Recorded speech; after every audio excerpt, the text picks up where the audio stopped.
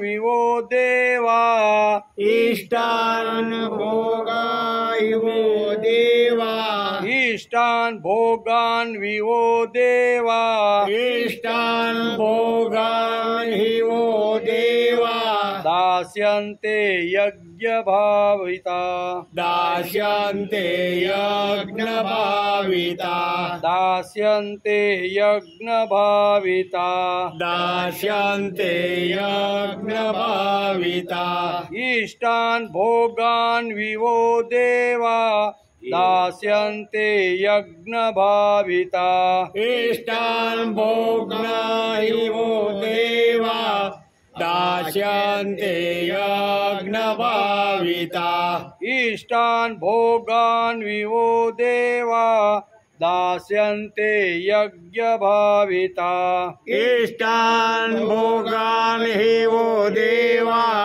दास्यन्ते यज्ञभाविता ते दत्तान प्रदायेभ्यः ते दत्तानयोग्यो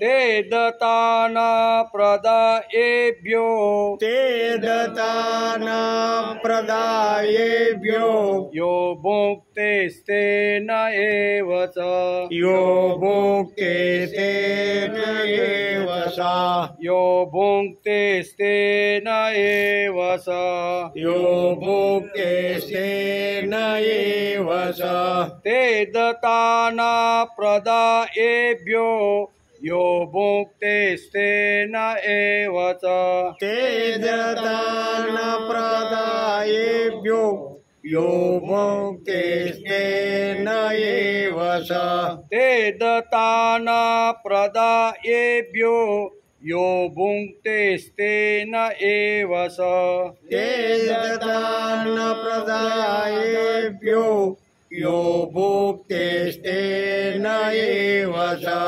उपद्र इष्टान् भोगान् विवो देवा दास्यन्ते यज्ञभाविता ते दत्तान प्रदायेभ्यो यो भुक्तेस्तेन एव च इष्टान् भोगान् हि वो देवा दास्यन्ते यज्ञभाविता ते दत्तान प्रदायेभ्यो यो भुक्तेस्तेन एव स यज्ञशिष्टासिना सन्तो यज्ञशिष्टासिना सन्तो यज्ञशिष्टासिना सन्तो यज्ञशिष्टासिना सन्तो मोच्यन्ते सार्वकिल्बिषे मोक्ष्यन्ते सार्वकिल्बिषे मोच्यन्ते सार्वकिल्बिषे मोक्ष्यन्ते सार्वकिल्बिषे यज्ञशिष्टासिना सन्तो मोच्यन्ते सार्वकिल्बिषे यज्ञशिष्टासिना सन्तो मुह्यन्ते सर्वकिल्बिषैः भुञ्जते ते त्वगं पापा भुञ्जते ते त्वगं पापा भुञ्जते ते त्वगं पापा भुज्यते ते त्वगं पापा ये पचन्त्यात्मकारणात् ये पचन्त्यात्मकारणात् ये पचन्त्यात्मकारणात् ये पचन्त्यात्मकारणात् भुञ्जते ते त्वगं पापा ये पचन्त्यात्मकारणात् भुजन्ते ते त्वगं पापा ये पचन्त्यात्मकारणात् यज्ञशिष्टाशिनः सन्तो मोच्यन्ते सर्वकिल्बिषे भुञ्जते ते त्वगं पापा ये पचन्त्यात्मकारणात् यज्ञशिष्टाशिनः सन्तो मुह्यन्ते सर्वकिल्बिषे भुजन्ते ते त्वगं पापा ये पचन्त्यात्मकारणात् હવે એક સાથે બે इष्टान् भोगान् विवो देवा दास्यन्ते यज्ञभाविता ते दत्तान् प्रदायेभ्यो यो भोक्तेस्तेन एव स यज्ञशिष्टाशिनः सन्तो मोच्यन्ते सर्वकिल्बिषे भुजन्ते ते त्वगं पापा ये पचन्त्यात्मकारणात् ये पचन्त्यात्मकारणात् हरि ओम हर हर वसुदेवसुतं देवं कंसचाणूरमर्दनं देवकी परमानन्दं कृष्णं वन्दे जगद्गुरु गुरुर्ब्रह्मा गुरुर्विष्णु गुरुर्देवो महेश्वर गुरुसाक्षात् परब्रह्म तस्मै श्री गुरुवे नमः नारायणं नमस्कृत्यं नरं चैव नरोत्तमं देवीं सरस्वतीं व्यासं ततो जयमुदीरयेत् ततो जयमुदीरयेत् विघ्नेश्वराय वरदाय सुरप्रियाय लंबोदराय सकला जगदित्याय नारायणाय यज्ञ विभूषिताय विघ्नेश्वराय वरदाय सुरप्रियाय लंबोदराय सकला जगदीश्वराय नागाननाथ यज्ञ विभूषिताय गौरीसुताय गणनाथ नमो नमस्ते गौरीसुताय गणनाथ नमो नमस्ते गणपति बाप्पा मोरया મોરિયા એટલે नमस्कार હવે તો પાકું થઈ ગયું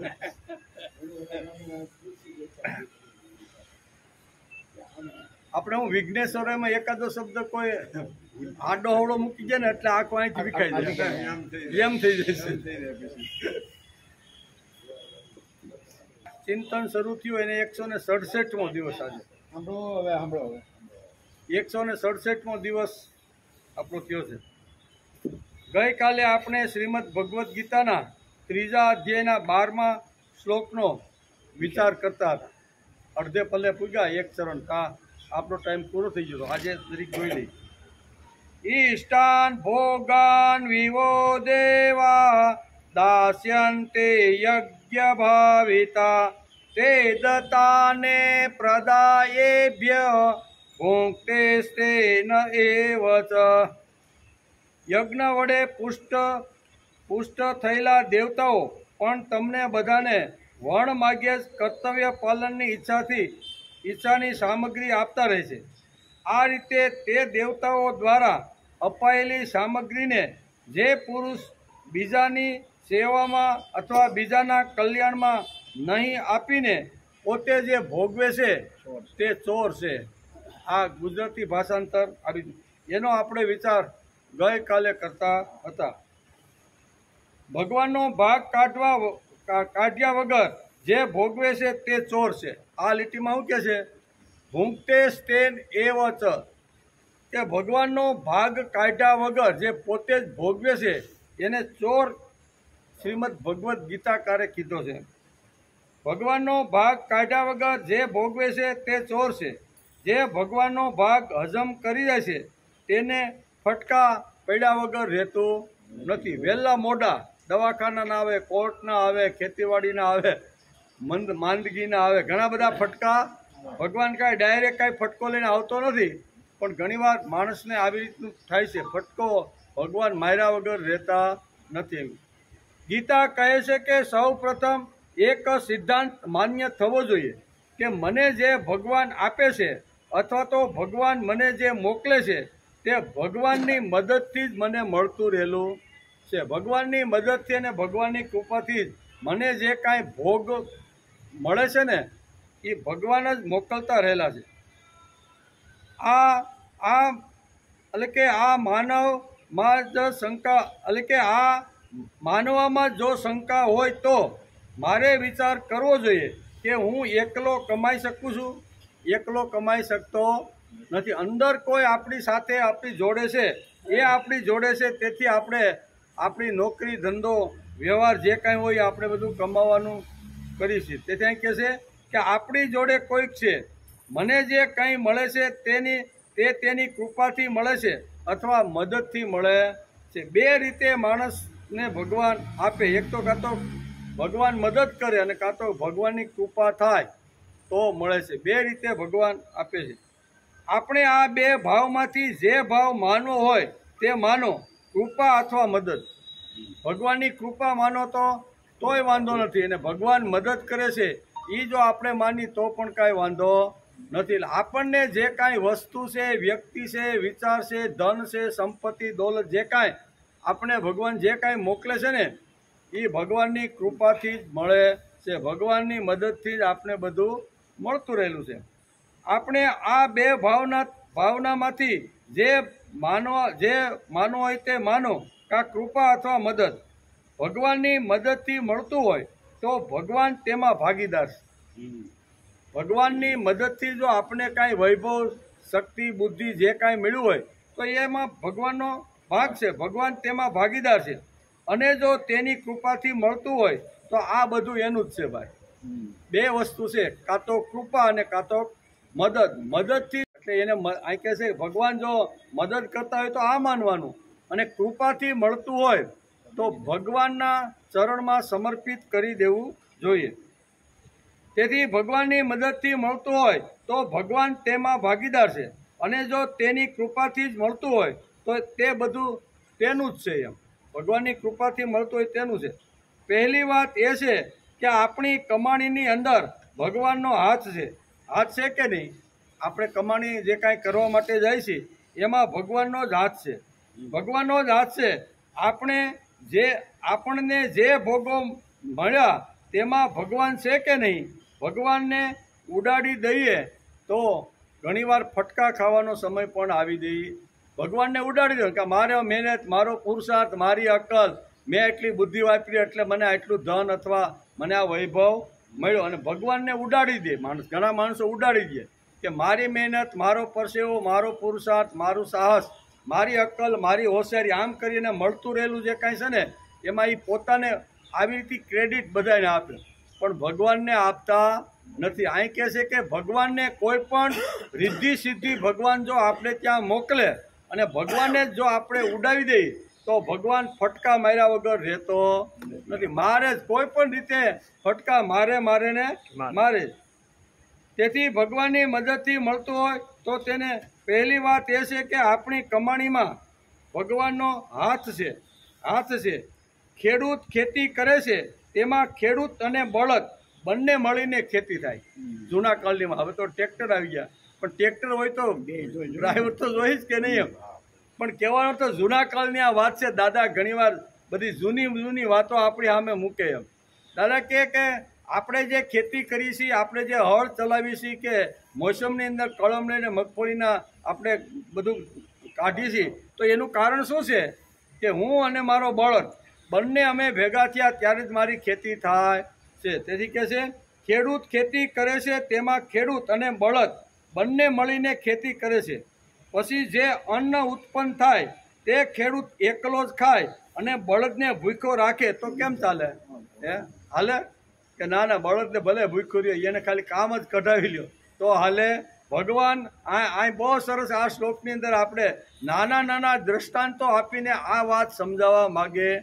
ભૂંગતે સ્તેન એવ ચ, ભગવાનને આપેલા ભોગો ભગવાનને આપ્યા વગર જે માણસ ભોગવે છે એ ચોર છે. આ સિદ્ધાંત આજે આપણે સમજવાનો.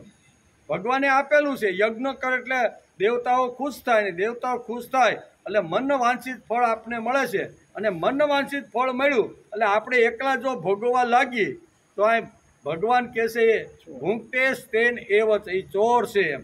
એટલે ચોર ન થવાનું હોય ને તો ભગવાનનો ભાગ કાઢીને ભગવાનના ચરણ ઉપર ધરી દેવો જોઈએ. તો ભગવાનનો ભાગ એટલે શું એ આપણે સમજવાનો આજે આપણે પ્રયત્ન કરવાનો છે.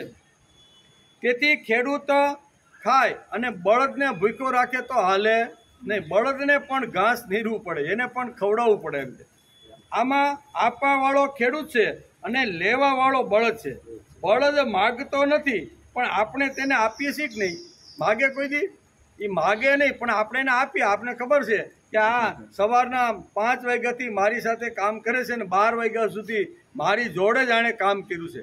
એટલે મને જેમ ભૂખ લાગે છે, મને જેમ તરસ લાગે છે, મને જે કાંઈ આવી રીતે થાય છે એ બળદને પણ એવું થાય.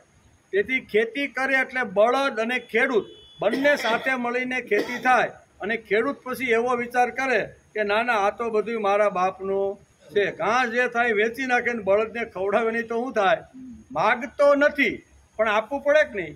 એમ ભગવાન આપણી પાસે માગતા નથી. દેવોએ કૃપા કરીને આપણી ઉપર ધનના આવી રીતના ઢગલા વરસાવ્યા, પણ એ આપણે એકલા જો ભોગવવા લાગીએ તો ભગવાન માગે નહીં, પણ માણસે પ્રામાણિક અને કૃતજ્ઞ બુદ્ધિથી એના ચરણ પાસે મૂકી દેવું જોઈએ. જેમ ભાગીદારની પેઢીમાં એક ભાગીદાર બીજા ભાગીદારને ન આપે તો કોઈ દિવસ એ આખો ધંધો હાલે ખરો? હાલે જ નહીં. એમ ભગવાન મારો પાર્ટનર છે. ભગવાન મારી સાથે રહી અને હું જે કાંઈ નોકરી, ધંધો, વ્યવહાર જે કાંઈ કરું છું ને એમાં ભગવાન મારી જોડે છે. આ સમજણ જો ઊભી થાય, હું જે કમાવું છું ને એમાં ભગવાનનો ભાગ છે. આમ કરીને ભગવાનનો ભાગ. આમાં આપવાવાળો ખેડૂત છે, શું છે, અને લેવાવાળો કોણ છે? બળદ. એને માગ્યા વગર માણસે આપવું જોઈએ. એમ ભગવાનને પણ ભગવાન કાંઈ માગતો નથી, અને આપણે કદાચ આપીએ નહીં તો ગઈકાલે આપણે જોતા હતા કે કેટલા કેવી રીતે ભગવાન આપને ફટકા મારે ને. એક ફટકો મારે એટલે બધો લાઈન ઉપર આવી જાય કે હાલો આવું કેમ થયું? પણ તે એકલો જ ખાવાની શરૂઆત કરી હતી.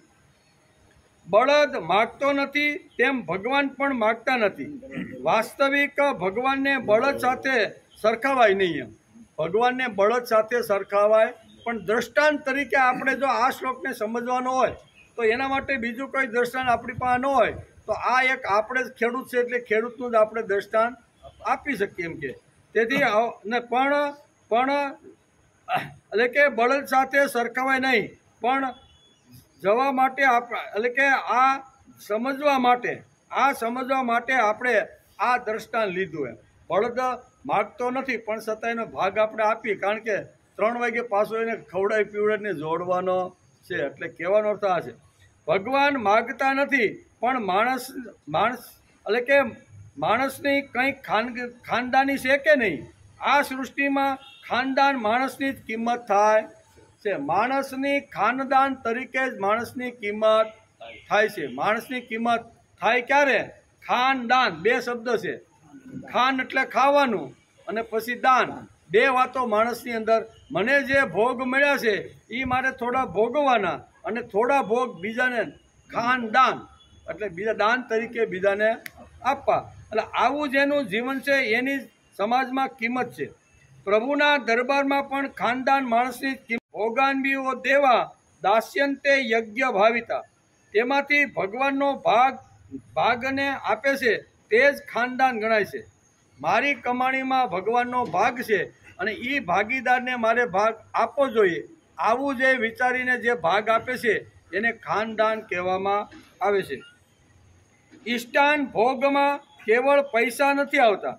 માણસને સારામાં સારી બુદ્ધિ મળી હોય તો તે પણ ભગવાનને આપવી જોઈએ. આ પણ ભગવાનનો ભાગ છે. આપણી પાસે ઉત્કૃષ્ટ સારી બુદ્ધિ હોય, સારી કાંઈ શરીર શક્તિ સારી હોય, પછી આપણી અકલ હોશિયારી કે આપણી આવડત સારી હોય, કલા સારી હોય ને, તો એ પણ આપણે નિસ્વાર્થ ભાવે સમાજના કલ્યાણ માટે વાપરી અને માણસ પોતાની શક્તિ ભગવાનના ચરણે ધરી શકે છે. ખાલી પૈસા વીત ધરવું એની વાત ગીતાકાર આપણે કહેતા નથી, પણ આપણી પાસે જેટલી શક્યતા હોય ને જેવી શક્તિ હોય એમાંથી અમુક ભાગ ભગવાનના ચરણે મૂકવો જોઈએ. તે ભગવાનને એટલે કે ઈષ્ટાન ભોગમાં કેવળ પૈસા નથી આવતા.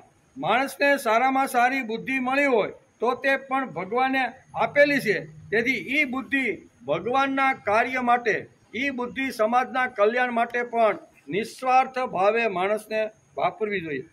માણસને બુદ્ધિ પણ ભગવત ભક્તિથી જ મળે છે. બધાને બુદ્ધિ મળે? બધાને જો બુદ્ધિ મળતી હોય તો ઘણી બધી ગાંડાઓની હોસ્પિટલો છે. બધાને જો મળતી હોય તો આવા કોઈ હોય? એનો અર્થ મને મળી છે અને પડોશમાં મારી સાથે આજુબાજુમાં રહે છે એને બુદ્ધિ ઓછી છે, તો મને મળી એનું કારણ શું છે? તો એ કે ભગવાનની કૃપા વગર, ભગવાનની આવી રીતની મદદ વગર મને આ મળતું નથી. તેથી માણસને બુદ્ધિ એટલે કે બુદ્ધિ પણ ભગવત ભક્તિથી મળે છે. બુદ્ધિમાંથી ભગવાનનો ભાગ આપતો નથી અને કેવળ પોતાને જ માટે વાપરે છે, તે પણ મોટામાં મોટો ચોર છે. મોટા લોકોને સારામાં સારી ઉત્કૃષ્ટ બુદ્ધિ ભગવાને આપી હોય, પણ એ ફક્ત પોતાના વ્યવસાય માટે, પોતાના ધંધા માટે, પોતાની નોકરી માટે જ વાપરે છે. 8-10 કલાક કોઈ ગવર્મેન્ટમાં સર્વિસ કરતો હોય, ISI મોટો અધિકારી હોય, કલેક્ટર હોય, મામલતદાર હોય, પણ એ પોતાની જે બુદ્ધિ છે ને એ પોતાના માટે જ વાપરે છે. શાસ્ત્રકારો કહે છે કે જે તને ઉત્કૃષ્ટ બુદ્ધિ બીજા તાલુકામાં કોઈને ન આપતા આખા તાલુકાનો અધિકારીને ઉપરી તને કેમ ભાઈ બનાવ્યો? તો કે તારી સારામાં સારી બુદ્ધિ છે ને એટલે. તો એ બુદ્ધિ જે છે જેમ આવી ત્યાં ઓફિસમાં બેસીને 8-10 કલાક જે વાપરું છું, એ જ બુદ્ધિ મારે સમાજના કલ્યાણને હિત માટે મારો ઉમરો ઓળંગીને દિવસમાં અડધો-પોણો કલાક બહાર જઈને બુદ્ધિને વાપરવી જોઈએ. માણસને બુદ્ધિ પણ ભગવત કૃપાથી મળે છે. આપણને જે મળે તેમાંથી આપણે ભગવાનનો ભાગ આપવો પડે.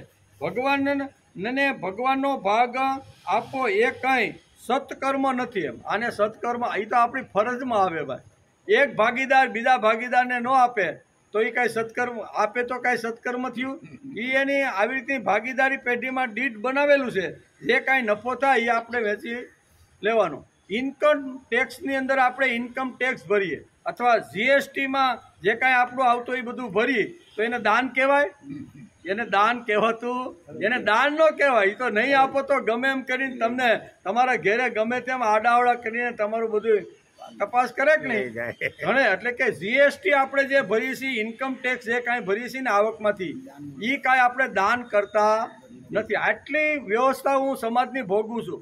રોડ, રસ્તા, ગટર, જે કાંઈ આવી રીતની ઇલેક્ટ્રિસિટી અમારી સોસાયટી સુધી જે કાંઈ આવે છે ને, તો એ બધું આપણે વાપરતા હોય તો આપણે એને આપવું જોઈએ. તો એ દાન કહેવાય નહીં. એટલે અહીં કહે છે કે આવી રીતનું જે વાપરે છે એને દાન ન કહેવાય. આપણે જે મળે છે તેમાંથી ભગવાન તેમાંથી આપણે ભગવાનનો ભાગ આપવો જોઈએ. આપણે જે ઇન્કમ ટેક્સ અને જીએસટી તરીકે જે ભરીએ છીએ તે કંઈ દાન કે સત્કર્મ નથી. એમ એ તો ફરજિયાત ન ભરી તો ગમે ત્યાંથી આપણે સરકાર નાક પકડીને પણ આપણી પાસે ભરાવે છૂટકો. ગમે એટલી ચોરી કરી હોય ઇન્કમ ટેક્સની કે જીએસટીની, પણ એ પકડે કે નહીં, વહેલા મોડા પકડીને ગમે ત્યાંથી નાક પકડીને પણ એ બધું ભરાવે છે. સત્કર્મ તો તેનાથી કંઈક જુદું છે. સત્કર્મ કંઈક જુદું છે એમ શ્રીમદ ભગવદ્ ગીતા કહે છે. જુદું કરવું પડે છે. ભગવાનનો ભાગ તેને આપીને આપણે પવિત્ર થઈએ છીએ, પરંતુ ભગવાનનો ભાગ આપવા અમે ટેવાયેલા જ નથી. ઘણા લોકો ખાલી લેવા માટે ટેવાયેલા હોય છે. બધું લઈ કરોડો રૂપિયા થાય કે 5-25 હજાર રૂપિયા ફેંકી દઈને એકાદી કથા વથા કરી નાખે, બરાબર ને, કરી નાખે છે. માણસ પોતાના મનમાં એમ સમજે છે કે જો 1 કરોડ રૂપિયાનું દાન કર્યું તો ઓછા નામે તેના સવાયા મને મળવા જોઈએ. પણ ભગવાનના દરબારની અંદર આ મળતા નથી. એનું કારણ કે 1 લાખ રૂપિયા આપ્યા, તારી તકતી ક્યાં લાગી ગઈ કે ફલાણા શેઠના માતુશ્રી તરફથી આ હોલ બંધાવી આપવામાં આવ્યું. એક જે ચેક હોય ને એ 2 વાર વટાવાતો નથી. આપણે જો ચેકબુક આપે ને એમાંથી જો આપણે વટાવવાનો હોય ને તો 1 જ વાર વિડ્રોલ થાય. બીજી વાર આપણે એનો ચેક લઈને જઈએ કે ભાઈ આમાં તો તમારા આ નંબરના ચેકમાં તો પૈસા તમારા ઉપડી ગયા છે. એટલે એક ચેક 2 વાર વટાવતો નથી, એટલે વટાવી શકતા નથી. એમ જે આપણે કાંઈ આવી રીતનું કર્મ કરીએ અને પછી આપણે જો તકતી લગાવીએ તો કીર્તિનું આપણે મળી ગયું ભાઈ કે ફલાણા ભાઈ બહુ સારા હો, એટલે પછી ઉપર દરબાર ભગવાનના દરબારમાં એ જમા થતું નથી. એમ કે ખાલી લેવા જ ટેવાયેલા હોય છે. માણસ પોતાના મનમાં એમ સમજે છે કે જો 1 કરોડ રૂપિયાનું દાન કર્યું છે તો ઓછા નામે તેના સવાયા કરીને તો ભગવાન મને આવતા જન્મારે આપશે કે નહીં? ભગવાન ન આપે. કારણ કે તે જે શા માટે આપ્યા તો કે અમારી કીર્તિ થાય, અમારી માનું નામ કાયમ માટે હોલ રહે ને ત્યાં સુધી અમારા માના નામની તકતી. તેથી એ ચેક વટાવાઈ ગયો એટલે ભગવાનના દરબારમાં એ ચેક પાછો બીજી વખત હાલતો નથી.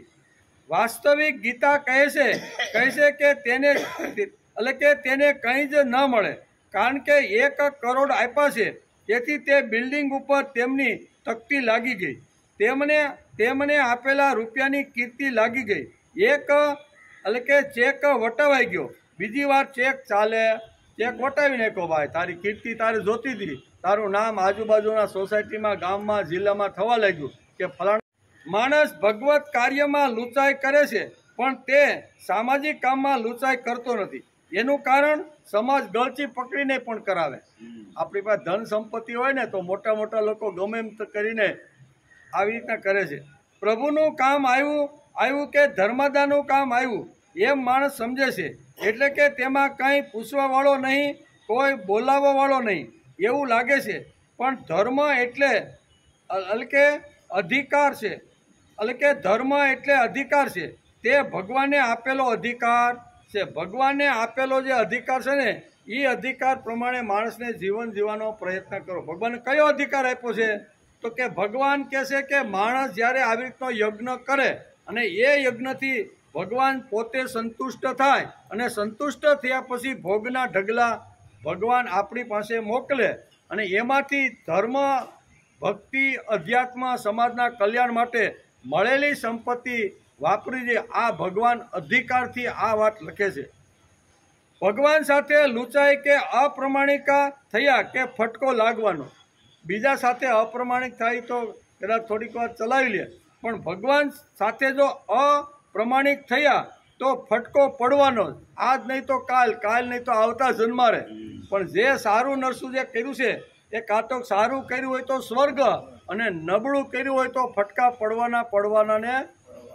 પછી એમ કે આ ભાઈ જન્મતા વેજ એને કેમ આમ લકવો થઈ ગયો, પણ એ ગત જન્મનું જે કાંઈ હતું ને ભાઈ એ બધું લઈને આવ્યા છે. એટલે માણસને ફટકો પડ્યા વગર રહેતું નથી. એક ભાઈ બહુ સરસ હમણાં વાત કરતા હતા.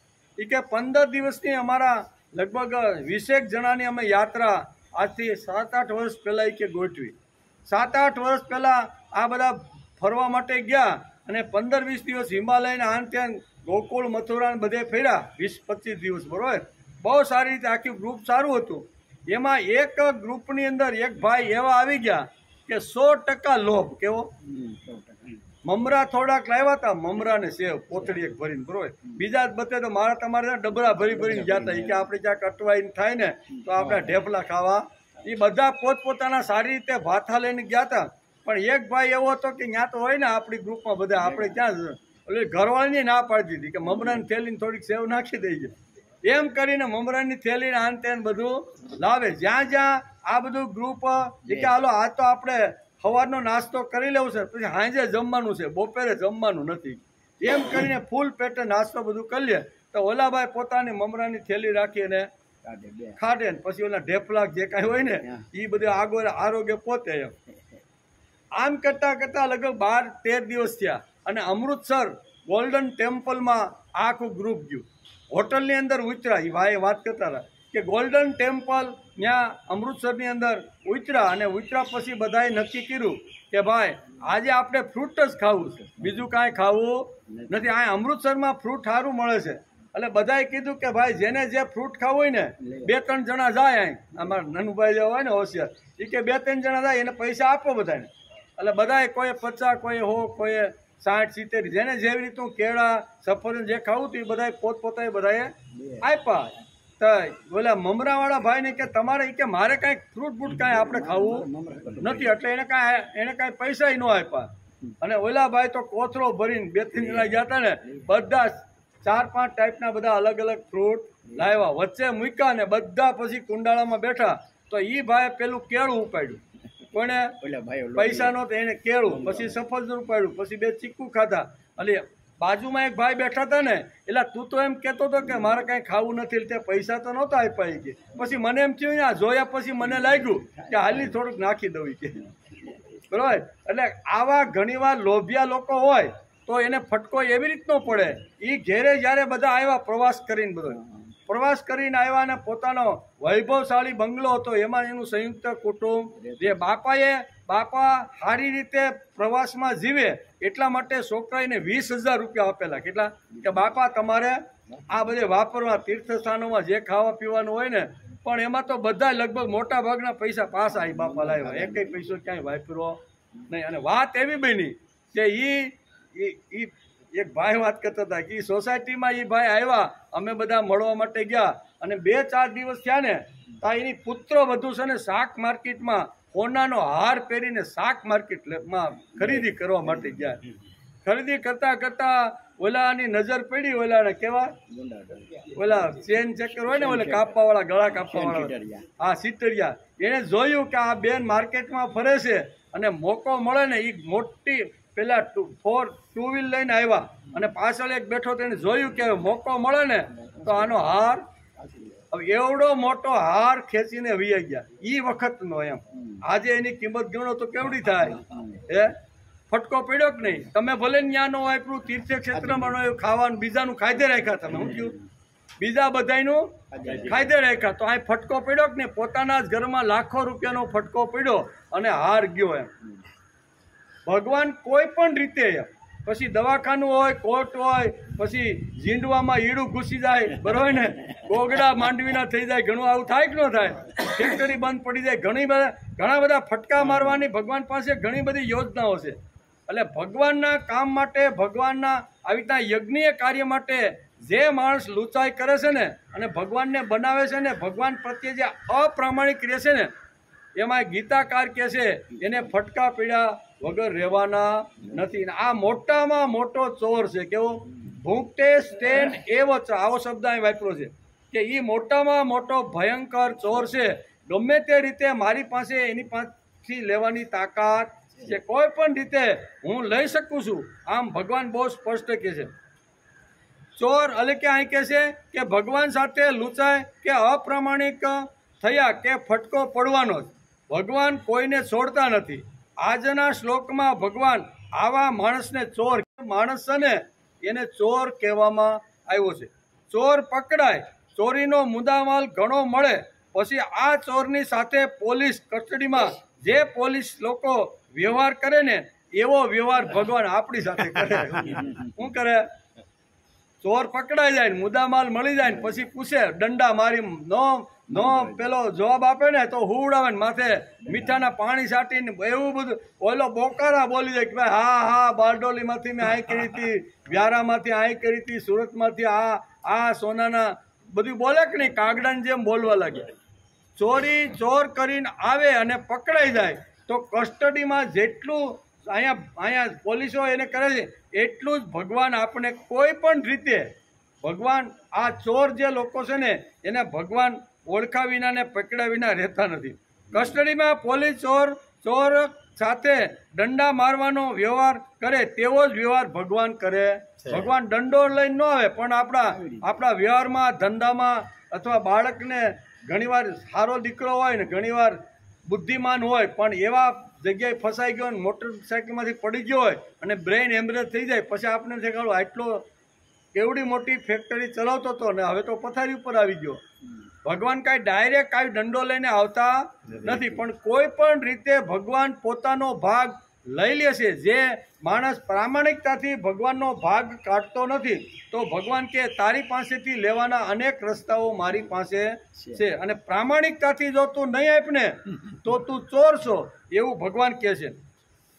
કોઈ કહે છે કે ના એવું નથી, ફલાણાએ પ્રભુ જોડે સાઠ્ય કર્યું છે પણ તેને કંઈ થતું જ નથી, ટણટણાટી કરે છે, 1.5 કરોડની ગાડી છે, 5-5 લાખના મોબાઈલ છે, આવી રીતના બધું છે, આટલું બધું કરે છે પણ છતાંય એને કાંઈ થતું નથી. આવા ઘણીવાર આપણે સમાજમાં કોઈ આપણે કોઈ કહે છે કે ના એવું નથી, તમે કહો છો એ ગપ્પો છે, કાંઈ દંડા ભગવાન થોડો મારે કે અમારી બાજુની અંદર એ છે એ એટલો ભગવાનને ગાળો જે છે ભગવાનને માનતો નથી, ભગવાન પ્રત્યે એટલો સાઠ્ય કરે છે ને પણ છતાંય એની પાસે ધન ખૂટતું નથી એમ કે એવો ઘણીવાર પણ તેને કંઈ થતું નથી. બેંકમાં પૈસા આપણા જમા હોય, મેનેજર સાથે ગમે તેટલા ઝઘડા કર્યા હોય પણ જ્યાં સુધી બેંકની અંદર આપણું બેલેન્સ પડેલું છે એટલે આપણે ચેક લઈને જઈએ એટલે બેંકના અહીંયા અધિકારી અથવા એના મેનેજરના બાપથી પણ ના પડાતી નથી. એમ ભગવાન કહે છે કાંઈ વાંધો નહીં, ગત જન્મનું બેલેન્સ તારું મારી પાસે પડ્યું છે, મારા વિશે તું ગમે તેવું બોલીશ ને પણ હવે આ ચેક જ તું લઈને આવે છે ને બેલેન્સમાં પડ્યું છે એટલે મારે સહી કર્યા વગર તને આપ્યા વગર છૂટકો નથી. એટલે આપ્યા વગર છૂટકો નથી. આ કે ને કે ના ફલાણા ભાઈ તો સાઠ્ય કરે છે, ભગવાનને માનતા નથી, ભગવાનની વિરુદ્ધમાં બોલે છે, ગમે તેવી આવી રીતની ભગવાન માટે ગંદી વાતો કરે છે, છતાં એ તો ટનાટન જીવે છે પણ ભાઈ ગત જન્મનું લઈને આવ્યો છે. હવે ગત જન્મનું લઈને આવ્યો એટલે ભગવાન સાથે ગમે તેવું સાઠ્ય કરે તો ભગવાનને આપ્યા વગર છૂટકો નથી. છે કે નહીં? બેંકમાં આવું બને કે નહીં? પડ્યા હોય એટલે તમે જઈ જાઓ તી ચેક બોલો કે આનો હવે જેથી બેલેન્સ પૂરું થાય ને પછી એનો વારો, ત્યાં સુધી તો મારે આપ્યા વગર છૂટકો. એમ ભગવાનનું પણ છે. શાસ્ત્રકારો કરે છે કે અન્યાયો પાસિતમ દ્રશ્ય 10 વર્ષાણી તિષ્ઠતી. બહુ સરસ આ સિદ્ધાંત આપણે સમજાવવાનો શાસ્ત્રકારોએ પ્રયત્ન કર્યો. શું કીધું છે કે અન્યાયો ઉપાર્જિત, અન્યાયથી ઉપાર્જિત કરેલું ધન, અન્યાયો ઉપાર્જિત દ્રશ્યમ 10 વર્ષાણી તિષ્ઠતી. અન્યાયથી ઊભું કરેલું જે ધન છે ને એ 10 વર્ષથી વધારે ટકતું નથી. એમ કે શાસ્ત્રકારોનો આ નિયમ ખૂબ જ જબરો છે. આ નિયમ આપણો નથી, કોનો છે? શાસ્ત્રકારોએ આ નિયમ લખ્યો છે કે જે આવી રીતનું અન્યાયથી જે ધનના ઢગલા ભેગા કરે છે, અન્યાયથી, પ્રામાણિકથી ભલે ને અબજો રૂપિયા આવે તો અમને કાંઈ વાંધો નથી પણ અન્યાયથી જે લોકો ધનના ઢગલા કરે છે એની આયુષ્ય વધારેમાં વધારે 10 વર્ષ સુધી હોય છે એમ અહીંયા આપણું શાસ્ત્ર કહે છે. ભગવાનનો ભાગ ખાવાવાળાની સંપત્તિ વધારેમાં વધારે 10-15 વર્ષ ટકે, ત્યાર પછી પડતીની શરૂઆત થાય ધીમે ધીમે. આપણે એટલે આ ધીમે ધીમે આ બધું આ ઘસાતું કેમ ગયું? 15-20 વર્ષ પહેલાં તો ટનટનાટી હતી, હવે ધીમે ધીમે ઘણું બધું આવું થયું અને હવે તો એવું બન્યું છે કે એ પોતાનું મકાન પણ જે હતું ને બેંક લોનમાં એ પણ વેચવું પડ્યું ને ભાડે રહેવા માટે 15-20 હજાર રૂપિયા ભાડું આપે પણ પોતાનો બંગલો વેચાય જાય. ધીમે ધીમે માણસ આવી રીતનું થાય છે. તેથી કહે છે કે 10-15 વર્ષ ટકે, ત્યાર પછી પડતીની શરૂઆત થાય છે. એવું છે કે ભગવાને ભૂલ કરી, ઘણા પૈસા આપીને ધનવાન બનાવ્યો છે, આને સુધારતા પણ થોડીક વાર લાગે કે નહીં? ભગવાને જ આ બધી સંપત્તિને જે કાંઈ છે એ પૂર્વજન્મનું જે કાંઈ બેલેન્સ હશે એ ભગવાને એના ખાતામાં જમા કરી નાખ્યું. એટલે પૂરું થતાં તો વપરાય ત્યાં સુધી તો ભગવાને રાહ જોવી પડે કે નહીં. તેથી સુધારતા પણ તેને સમય લાગે. વ્યવહારમાં પણ આપણે ખોટા માણસ ઉપર વિશ્વાસ રાખીને ભાગીદારી દીઠ બનાવ્યું હોય અને પછી ખબર પડે તો ભાગીદારી છૂટી કરતાં પણ થોડીક વાર લાગે કે નહીં. હે એના જે કાંઈ નીતિ નિયમો, જે કાંઈ સંપત્તિ હોય, જે કાંઈ હોય કે ભાઈ હવે આપણે તારી હારે ભાગીદારી કરવી નથી, પણ એમાં પણ છૂટું થતાં પણ જેમ વાર લાગે છે. ભગવાન સજ્જન છે અને આ ચોર છે, તેમની ભાગીદારી થાય કેવી રીતે? ભગવાન કેવા છે? સજ્જન. અને માણસ કેવો છે? લુચ્ચો અને ચોર છે. તો એ બેની ભાગીદારી કેવી રીતે થાય? માણસ ભગવાનને કહે છે કે ભગવાન તું મને 10 લાખ રૂપિયા આપ, પછી હું સત્યનારાયણની પૂજા કરીશ અને આખો શ્રાવણ મહિનો તારા ઉપર પાણી અને બીલીપત્રનો અભિષેક કરીશ. લા ભગવાન, એકવાર તું મને 10 લાખ રૂપિયા આપી દે. તો ભગવાનને જો શીરો ખાવો હોય ને તો ભગવાને આને 10 લાખ શું કરી? તું મને જો 10 લાખ રૂપિયા આપને તો હું સત્યનારાયણની કથા કરું. ને સત્યનારાયણની કથામાં શીરો જ આવે ને પ્રસાદ તરીકે. એટલે ભગવાનને જો શીરો ખાવાનો હોય ને તો ભગવાનને શું કરવું પડે?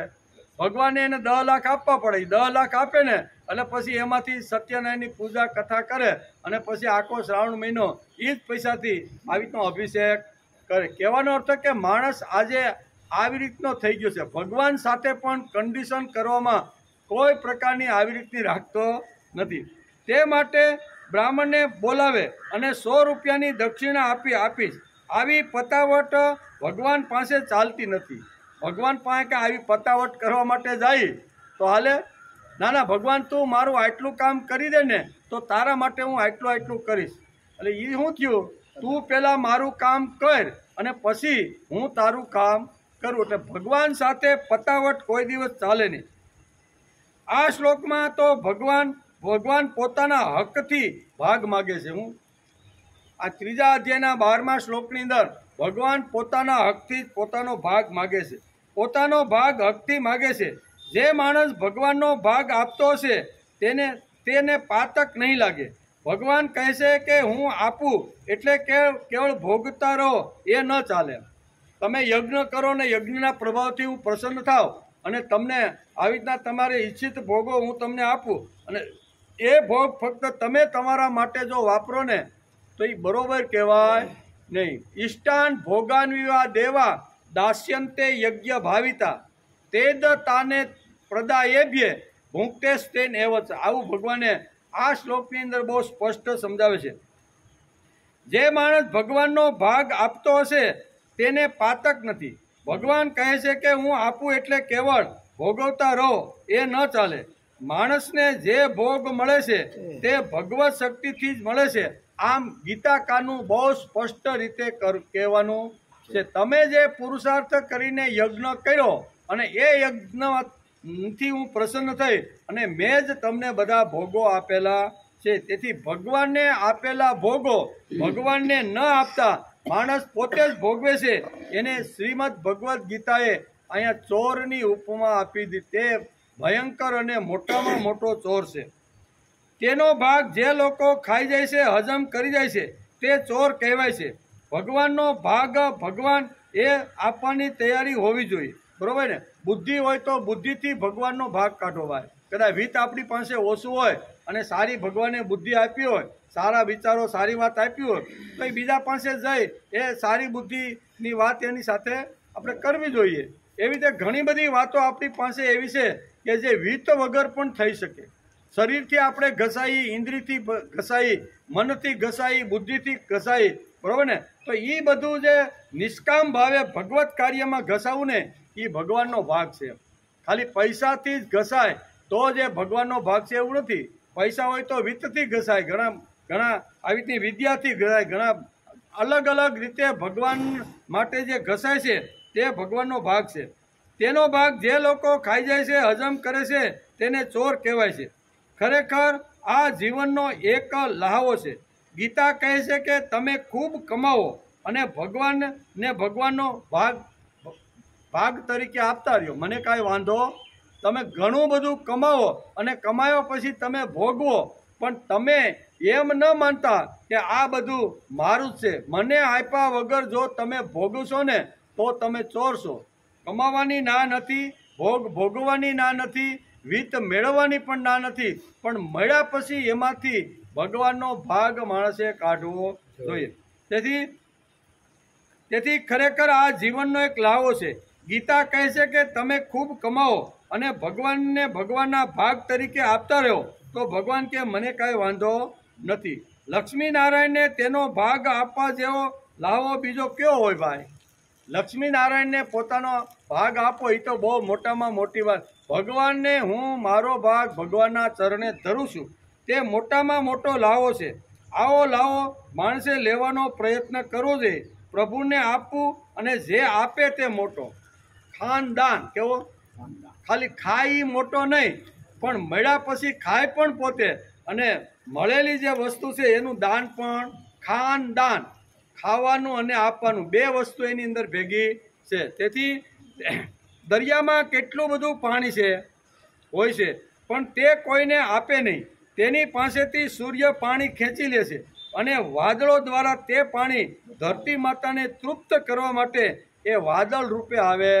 દરિયો કોઈને આપે નહીં, પણ સૂર્ય કે મારી પાસે તાકાત છે, તારી પાસે જે ભરેલું છે ને એ ખેંચવાની તાકાત મારી પાસે છે. આપણે ગમે તેટલી જીએસટીની કે ઇન્કમ ટેક્સની ચોરી કરી હોય ને તો અહીંયા સરકારના હાથ ખૂબ લાંબા છે. કેટલા?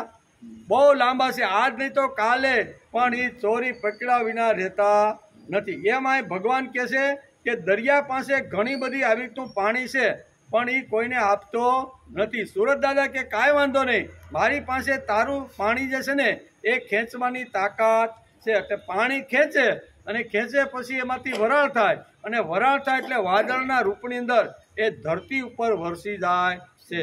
આવી રીતે કેટલાક લોકો પાસેથી સમાજ અથવા રાજસત્તા ખેંચી લે. હું રાજસત્તા ખેંચી લે. આપણે એમ થાય કે આપણે આપવું જ નથી, જેમ દરિયો કહે ને કે આપણે આપવું નથી, પણ સુરત દાદા કે હું તારી પાસે ખેંચવાની તાકાત મારી પાસે છે. એમ ઘણીવાર ઘણા લોકો ઇન્કમ ટેક્સ રાજનીતિમાં આપણે જઈએ તો રાજનીતિમાં પણ આવું હોય કે આવું કોઈ આપ્યા વગર બધું ચોરી કરીને બધું ભેગું કરે, અને ધીમે ધીમે ધીમે વાત તો ગવર્મેન્ટ સુધી જવાની ને એ ખેંચી જ લે કોઈ પણ રીતે.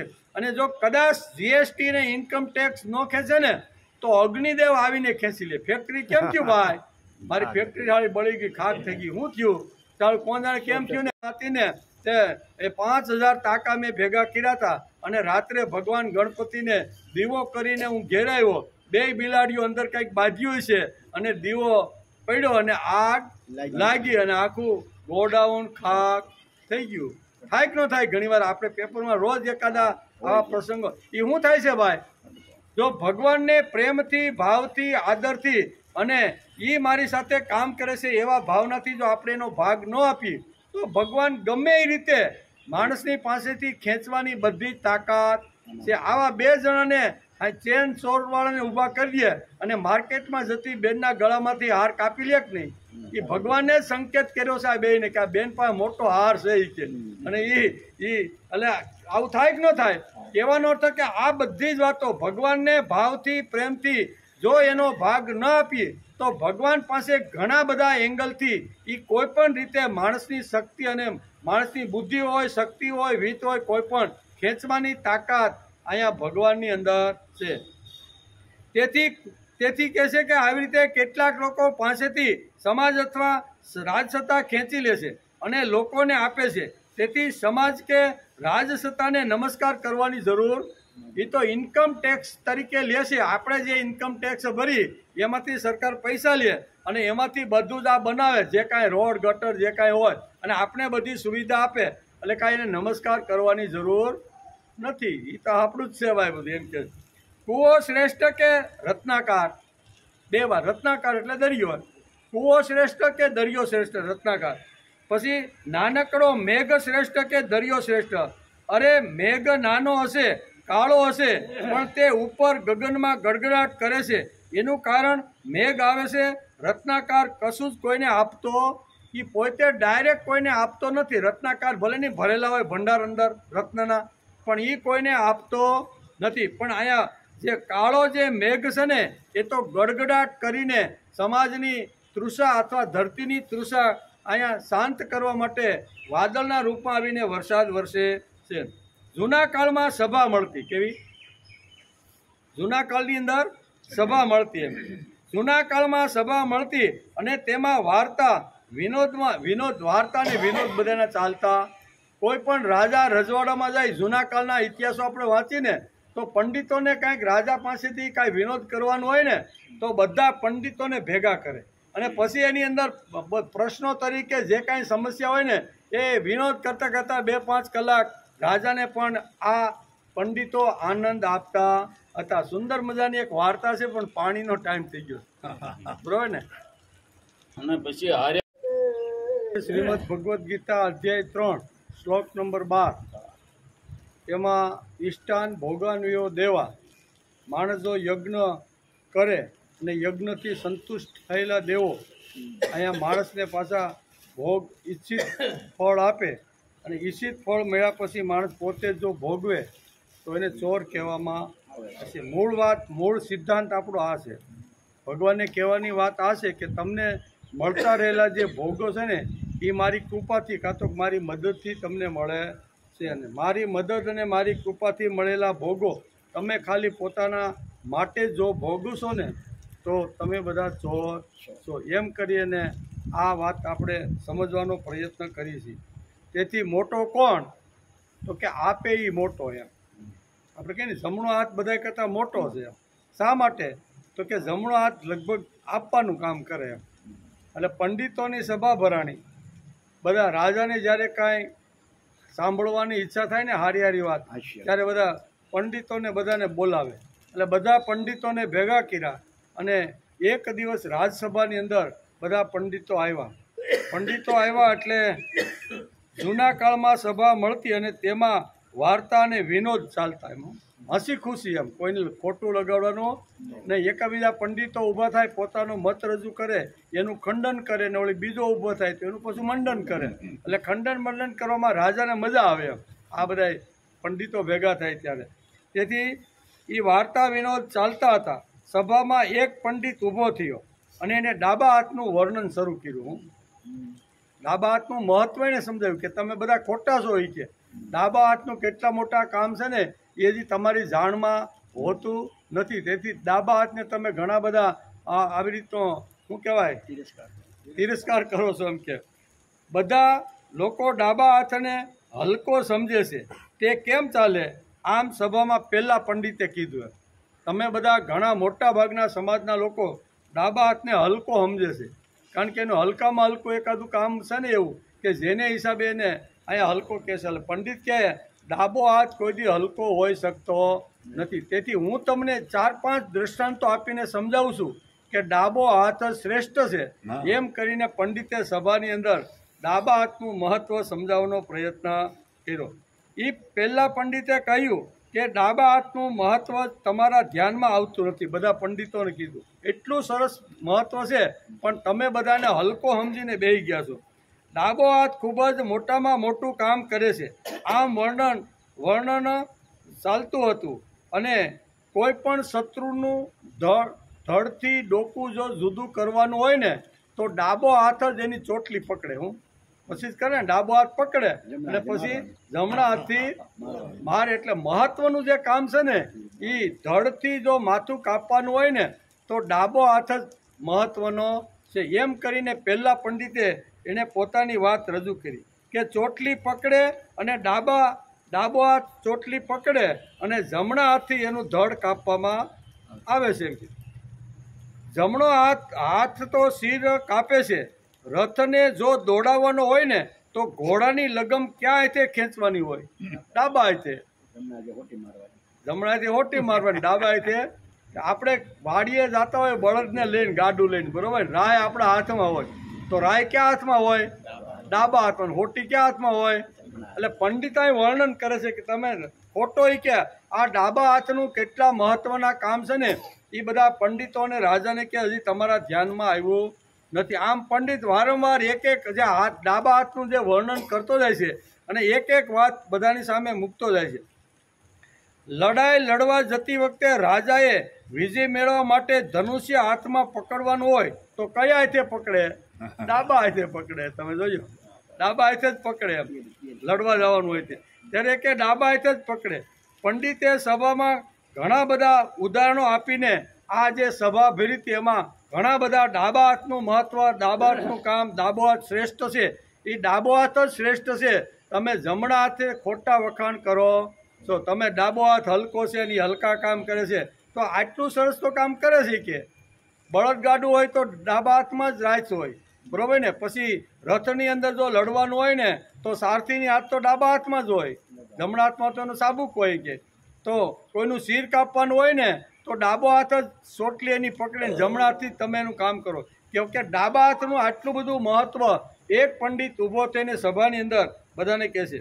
ડાબા હાથનું વર્ણન કરતા પંડિત કહે છે કે દ્યુત કયો હાથે રમે? દ્યુત રમવાનું હોય તો એ જમણા હાથે જ રમે ને. ડાબો હાથ, તમે ખોટા જમણા હાથના વખાણ કરો છો. પેલા પંડિત કે દ્યુત રમવાનું હોય, જુગાર રમવાનો હોય ને તો લે ભાઈ, તારી તીડીને અમે કાપી કે બાદશાહને કે એકાને હુકમની તીડીથી માર્યો. કોણ મારે? જમણો હાથ જ મારે. એટલે આ ખરાબ કામ તો તમારો જમણો હાથ કરશે અને તમે તો બહુ મોટું મોટું કે આ ડાબો હાથ, એમ કરીને એક પંડિત ડાબા હાથનું વર્ણન કરવા લાગ્યા. એટલે કે ડાબા હાથનું વર્ણન કરતા પંડિત કહે છે કે દ્યુત રમવાનું હોય તો કયા હાથે રમો? જમણો હાથ જ રમે. ડાબા હાથે દ્યુત રમાય નહીં. પંડિતે કીધું એમ. ચોરી એટલે કે ચોરી કયા હાથે કરવામાં આવે? કોઈની ઓલી તિજોરી કાપવાની હોય તો કયો હાથ? કટર જે છે ને એ કયું કામ કરે? આવા તો તમારા બધા કામ છે જમણા હાથના. તમે જમણો હાથ બધા હારા કરો છો તો આ બરોબર. આમ ડાબા હાથના પંડિતે ડાબા હાથનું ઉપરનું લઈ અને સભાની અંદર રાજા બધા ગડગડા ઘણા હસવા લાગ્યા. અને પછી આવી રીતની સભામાં બહુ છે. એટલે કે ચોરી કયા હાથે કરવામાં આવે તો કે જમણા હાથે. પરસ્ત્રી તરફ પ્રથમ જમણો હાથ જાય છે, બરોબર. પછી લેવાના હોય તો જમણે હાથે લેવાય. શપથ જો લેવાના હોય ને, શપથ લઈને સમાજનું સત્યાનાશ કાઢવાનું હોય ને, રાજકારણી શપથ લે, એને સત્તા હાથમાં આવે ને ત્યારે શપથ લે ને કે હું ગીતાના હાથ ઉપર મૂકીને કહું છું કે હું આજથી જે કાંઈ કરું નહીં, ખોટું કરીશ નહીં, સમાજના કલ્યાણ માટે મારી સત્તા સંપત્તિનો ઉપયોગ કરે ને. જમણા હાથે શપથ લઈને શું કરે તમારા રાજકારણીઓ? આમ પંડિતે કીધું સત્યાનાશ જ વાળો છે. એટલે આ જમણો હાથ છે ને એ તમે બહુ ખોટા વખાણ કરો. તો આમ કરીને પંડિતે જબરજસ્ત ડાબા હાથનું ઉપરણું લઈ અને ડાબા હાથનું મહત્વ એને સમજાવ્યું. ડાબા હાથને આવી કંઈક એટલે હોય તો પણ જમણા હાથે કરાય. ડાબા હાથને આવી કંઈ ખબર જ નથી. તેથી પહેલાં પંડિતે કહ્યું કે ડાબો હાથ પુરુષાર્થી છે, કર્તૃત્વવાન છે, શૂર છે. એટલું જ નહીં, તે નિષ્પાપ છે. આમ કરીને પોતાનો મજબૂત મત ડાબા હાથનો એણે સભાની અંદર રજૂઆત કરી. પંડિતે રજૂઆત કરીને ઘણું બધું વર્ણન કર્યું. ત્યારે એક બીજો પંડિત ઊભો થયો ખંડન કરવા માટે. આને શું કર્યું? મંડન કર્યું કે ભાઈ ડાબા હાથના આવા કામ છે ને આ ખરાબ કામ પણ કરતો નથી, સારા કામ કરે છે, એમ કહીને ઘણા બધા એને સમજાવ્યું. ત્યારે એક બીજો પંડિત સભામાં ઊભો થયો. તમે કહો તે બધી વાત ખરી, હાલો માની લઈએ. અમે બધા માની લીધી, તમે જેટલી વાત કરી ને એ બધા અમે ખરી. પણ સાંભળો, દાનાન્યુચેત વિલાસ્ય વિવિધ શૌચાધિકારી. એટલે દાન આપવાનું કામ હોય તો જમણો હાથ કરે અને શૌચ જવાનું હોય તો ડાબો કરે. એટલે ડાબો હાથ તો તમારો ભલે તમે ગમે એટલા વખાણ કરો ને ગમે એટલું કહો ને, પણ એનું હલકામાં હલકું કામ કયું છે ડાબા હાથનું? આવું છે એમ કે. બીજો પંડિત ઊભો થયો ત્યારે તેણે આ પ્રમાણે કહ્યું કે ડાબા હાથ પાસે આટલા બધા ગુણોનો ઢગલો છે ખરો, પણ ડાબો હાથ કોઈ દિવસ દાન આપે છે ખરો? અને જમણા હાથનું ઉપરનું લઈને પંડિતે અહીંયા ડાબા હાથનું પંડિતના ખંડન કરતા કહે છે કે ડાબો હાથ કોઈથી દાન કરી શકતો. દાન કરવાનું હોય તો જમણો હાથ જ કરે. અને ખરાબ કામ કરવાનું હોય ને, શૌચ જવાનું હોય ને, સાફ કરવાનું હોય ને તો કોણ કરે? ડાબો હાથ જ કરે. એમ કરીને એનું ખંડન કર્યું. ડાબો હાથ કોઈ દિવસ તાળી પાડે? ન પાડે. કે તાળી ન પાડે. કોઈને આપવાની હોય, લે ભાઈ મજા આવી ગઈ, મારે ક્યાંય ડાબો હાથ મારે? કોઈ બે ભેગા થઈને લે દે તાળી, તો તાળી કોણ મારે? જમણો હાથ મારે. એટલે આ બીજા પંડિતે કીધું કે તાળી મારવાનું કામ જમણો હાથ જ કરે છે એમ. એટલે કે તાળી આપે તો જમણો હાથ જ આપે છે, ડાબો હાથ આશીર્વાદ આપે છે ખરો? ડાબો હાથ કોઈ નવ દંપતી પરણીને દાદા દાદીને નમસ્કાર કરવા માટે આવે ત્યારે જમણો હાથ કેવો જાય? જમણો હાથ જ જાય ને આશીર્વાદ, ડાબો હાથ જાય. અને ડાબા હાથે જે આશીર્વાદ આપવા માટે બેઠા છે ને એને લોકો ઘણા પૂજે છે કે ડાબા હાથે આશીર્વાદ આપે. કેવા ડાબા હાથે જે ઘણા ભગવાનને એવા બેહાડી દીધા છે કે એટલે આ બધું ભગવાને જોયું. આ ચર્ચા પંડિતોની સભા હાલતી હતી, ભગવાને જોયું કે આ બેની પંડિતોની બરોબર સભા જામી છે. એક જમણા હાથનું ઉપરનું લેશે, બીજો ડાબા હાથનું લેશે. આ બધું ભગવાને જોયું કે ડાબો હાથ કોઈ દિવસ કોઈને કશું જ આપતો નથી. તેથી આવા હાથને ભગવાને શૌચાધિકારી કૃત કહ્યો. કેવો? ડાબા હાથને શૌચાધિકારી કૃત કહ્યો. તેને શૌચનું જ કામ ભગવાને સોંપી દીધું અને તે જ કામ આજ દિવસ સુધી ડાબો હાથ કરતો રહેલો છે. ડાબો હાથ કરતો રહેલો છે. તાત્પર્ય એ છે કે જે આપતો નથી તે શોભતો નથી. એમ આપતો નથી તે ભગવાનની કૃપાથી મળેલી જે સંપત્તિ છે, જે વૈભવ છે, એ વૈભવ પોતાની જ પાસે રાખે અને બીજાને જે આપતો નથી ને એ કોઈ દિવસ એ કશું જ કરી શકતો નથી. તેથી આવા હાથને ભગવાને શૌચાધિકાર કહ્યો છે. તાત્પર્ય એ કે આપતો નથી તે શોભતો નથી. જે ભગવાનનો ભાગ આપે તે ભગવાનના દરબારમાં પવિત્ર છે. તેથી સમજીને ભગવાનનો ભાગ આપવો જોઈએ. ભગવાનનો ભાગ આપવો જોઈએ. ભગવાનના દરબારમાં પવિત્ર કોણ છે? આપે ઈ. તેથી કંજૂસ માણસને આપણા શાસ્ત્રકારોએ બહુ હલકો કીધો છે. લોકોને આ ખબર પડતી નથી. પાખંડી લોકો ચોર કરતાં પણ વધારે કંજૂસ હોય છે. એ લેવાનું જ કામ કરે છે પણ કોઈ જગ્યાએ આપવાનું મોટા ભાગે કામ કરતા. અઢળક સંપત્તિ કથા વાર્તા કરીને ભેગી કરે છે પણ સમાજના એક સારામાં સારા કામ કરવાનું હોય તો એની અંદર એની સંપત્તિ કે રાષ્ટ્રનું કે સમાજના કલ્યાણ માટે મોટા ભાગે આ લોકોની સંપત્તિ વપરાતી નથી. વાલ્મીકીએ રામાયણમાં વર્ણન કર્યું છે એ વાંચવા જેવું છે. નમે સ્તેનો જનપદે. ઘણા બધા શ્લોકો વાલ્મીકી રામાયણમાં વાલ્મીકીએ લખ્યા છે. એની અંદર પણ દાન આપવું ને એનું મહત્વ વાલ્મીકીએ લખ્યું છે. નમે સ્તેનો જનપદે ન કર્દપ્યો ન મદ્યપ નાના હિતકારિજ્ઞા વિદ્વાન ન સ્વેર એટલે કે સ્વેરણી કુતઃ. આખું રામ રાજ્યની કેવી રીતની વ્યવસ્થા હતી અથવા રામ રાજ્ય શા માટે આટલું અત્યાર સુધી ઉત્કૃષ્ટ છે એનું વાલ્મીકી વર્ણન કરે છે. કે આ રામ રાજ્યનું વર્ણન કરતા વાલ્મીકી અહીંયા લખે છે કે એ વખતે અયોધ્યાની અંદર કે સમાજમાં કોઈ ચોર નહોતો. રામ જે વખતે ગાદી ઉપર બેસી અને અયોધ્યાની ગાદી ઉપર ચમકતા રાજ કરતા હતા તો એ વખતે લખશે નમે સ્તેનો જનપદે. સ્તેન એટલે ચોર. કેવો? એ જનપદે એટલે અયોધ્યાનું જે શાસન છે તે અયોધ્યાના શાસનની અંદર ભગવાન રામ જે વખતે ગાદી ઉપર બેઠા હતા ત્યારે અયોધ્યામાં કોઈ ચોર હતા ન. હું વાલ્મીકી હું લખ્યું નમે સ્તેનો પદે જનપદે. પછી ન કર્દયો અને ન મદ્યપ.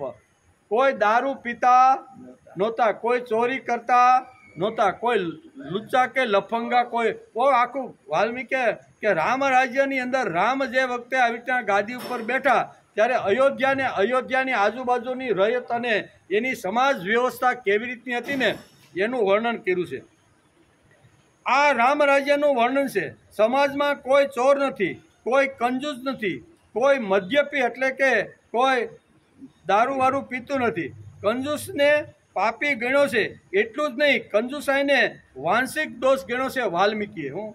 આ બધા ઘણા બધા શ્લોકોની અંદર અહીંયા અહીં કહે છે જનપદનું વર્ણન કરતા વાલ્મીકી અંદર કોઈ કંજૂસ નહોતો.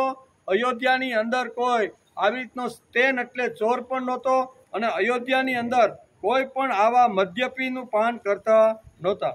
કંજુસાઈ એ વંશ દોષ છે એટલે તે પોતાનો કંજૂસ થાય પણ તેની પેઢીઓમાં પણ કંજુસાઈનો દોષ આવે છે. એનું પાતક એના માથે આવે. આમ ભગવાનનો ન્યાય બહુ જબરો છે, તે કોઈને છોડે જ નહીં. ભગવાનનો ન્યાય ખૂબ જ વ્યવસ્થિત છે, તે કોઈને છોડે ને આ જન્માને નહીં તો આવતા રહે, પણ એ છોડે તો નહીં જ. એમ શ્રીમદ ભગવદ્ ગીતાકાર કહે છે. વનવાસ દરમિયાન પાંડવો યક્ષને, હમણાં પાંડવોની વાત કરી ને કે 13 વર્ષનો વનવાસ, અને એમાં 12 વર્ષનો જ્યારે વનવાસ કરતા હતા તો એ વખતે ઘટના બની. બધા હાલતા હાલતા થાકી ગયા, એક ઝાડ નીચે બધા બેઠે છે. દ્રૌપદીને ખૂબ તરસ લાગી, અને તરસ લાગી એટલે પાંડવોને કીધું કે તમારામાંથી કોઈ પાણી ક્યાં છે, આજુબાજુમાં જરીક તપાસ તો કરો, તો ત્યાંથી આપણે પાણી લઈને બધા તરસ સિપાઈ. ઝાડ ઉપર જઈને જોયું તો આમ એક જગ્યાએ કંઈક તળાવ હોય એવું એને લાગ્યું. એટલે અહીંયા સહદેવ ને નકુલ ને વારા પરથી બધાને કહે ભાઈ તમે પાણીની તપાસ કરો. પાણીની તપાસ કરવા ગયા, બધા 4 ભાઈઓ વારા ફરતી ગયા. યક્ષએ નો એક નિયમ હતો કે મારા પ્રશ્નનો જે જવાબ આપે ને એ જ માણસ આ તળાવમાંથી પાણી લઈ શકે. આ 4 જે ભાઈ હતા, સહદેવ, નકુળ, ભીમ અને અર્જુન, એણે કીધું હવે તું અમને કહેવાળો કોણ? એ કે અર્જુન ને ભીમ તો એવા ચીડાઈ ગયા છે કે તું વળી અમને, અમે ગમે તે હોય, આમ તારા પ્રશ્નો જવાબ આપવા માટે મેં કઈ બંધાયેલા નથી. આમ કરીને પાણી ભરવા માટે જાય છે. 4 ભાઈઓ મૂર્છિત થઈ જાય છે. 4 ભાઈઓ મૂર્છિત થયા પછી ઘણો સમય વીતી ગયો. દ્રૌપદી યુધિષ્ઠિરને કહે છે કે તપાસ તો કરો, 4માંથી એકેય પાણી લઈને આવ્યા નથી. યુધિષ્ઠિરે કાંઈ વાંધો નહીં, હાલો હું તપાસ કરું. તપાસ કરવા આવ્યા તો આવી રીતના એક તળાવના કાંઠા ઉપર 4 ભાઈઓ મૂકી. એટલે એને લાગ્યું કે જોયું તો આમાંથી કંઈ બાણ લાગેલું નથી, કોઈ હત્યા કરેલી નથી, થયું હું કોઈ પીધેલું, પણ આ મૂર્છિત થઈ ગયેલા છે. એટલે કાંઈ વાંધો નહીં, પણ અત્યારે તો દ્રૌપદીને પાણીની ખૂબ જરૂરિયાત છે ને, એટલે પહેલાં એને પાણી પહોંચાડી આવવાનું. પછી આ ઘટના કેવી રીતની બની, હુકામાં બની, આ બધું શા માટે થયું એ પછી જાણવું. એમ કરીને આમાંથી પાણી ભરવા માટે જ્યારે જાય છે ત્યારે યક્ષ કહે છે કે ભાઈ મારું પાણી ભરતા પહેલાં તારે મારા પ્રશ્નો તારે ઉત્તર આપવાના છે. એટલે 2 હાથ જોડીને કહે છે તમે કોણ છો? એ કે હું યક્ષ છું. અને એમ કરી અને યક્ષ પ્રશ્ન કરે છે, ઘણા બધા પ્રશ્ન કરે છે. યુધિષ્ઠિર 2 હાથ જોડીને કાંઈ વાંધો નહીં, તમારો જો નિયમ હોય કે મારા પ્રશ્નનો ઉત્તર આપ્યા પછી તમે આ તળાવનું પાણી પી શકો તો તમે બોલો અને હું તમને જવાબ આપું. એમ કરીને અનેક પ્રકારના પ્રશ્નો યક્ષ પૂછે છે. અને અંતે એક પ્રશ્ન બહુ સારો પૂછે છે કે વનવાસ દરમિયાન પાંડવો યક્ષે પ્રશ્ન પૂછ્યો કે દાન શા માટે અને કોને આપવું જોઈએ. ચલો એક પ્રશ્ન એને પૂછ્યો કે દાન શા માટે અને દાન આપવા માટે વ્યક્તિ કઈ વ્યક્તિ આવી રીતની છે, એમ કે એવો જ્યારે પ્રશ્ન પૂછે છે. દાન શા માટે અને કોને આપવું જોઈએ? એટલે કે કિમર્થમ બ્રહ્મણે દાનમ, દાન કોને આપવું જોઈએ? કિમર્થ એટલે કે આ દાન આપવાનું કોને? ત્યારે અહીંયા યુધિષ્ઠિર કહે છે કે બ્રાહ્મણે દાનમ, જે કાંઈ પૈસા મળ્યા હોય, આપણે વધારાનું જે કાંઈ વિત્ત હોય અને આપણને પુણ્ય મેળવવાની ઈચ્છા હોય તો દાન બ્રાહ્મણને આપવું જોઈએ. આવો પ્રશ્ન ધર્મરાજ યુધિષ્ઠિર એને જવાબ આપે છે કે મહાભારત વાંચવા જેવું છે. ધર્માર્થ બ્રાહ્મણે દાન યશોર્થ નાતિકે વૃત્યેષુ સંગ્રહયાર્થે ચ ભયાર્થ ચેવ રાજસુ. કેવળ આપવું એટલે દાન નહીં, પણ ધર્મને માટે બ્રાહ્મણને આપવું એને દાન કહેવામાં આવે છે. જૂના કાળના બ્રાહ્મણની વાત છે, કારણ કે બ્રાહ્મણને જે દાન મળતું ને એમાંથી પ્રભુ કાર્ય અને સમાજના કલ્યાણ માટે એનું દાન મોટા ભાગે વાપરતા હતા. પોતાના ધંધા નોકરી માટે બ્રાહ્મણ પોતાની શક્તિ ન વાપરતા સમાજના ઉત્કર્ષ અને કલ્યાણ માટે વાપરતા હતા. તેથી એનું જીવન સારી રીતે દક્ષતાથી ચાલે એટલે દાન બધા લોકો સમાજના જે કાંઈ આપવાનું હોય ને એ બ્રાહ્મણને જ આપતા હતા. તેથી અહીંયા યક્ષએ જે પ્રશ્ન પૂછ્યો કે દાન કોને આપવું જોઈએ, ત્યારે રાજા યુધિષ્ઠિર અત્યારે કહે છે કે દાન આપવા માટે તો એક જ પાત્ર આ જગતની અંદર છે અને તે એટલે બ્રાહ્મણ.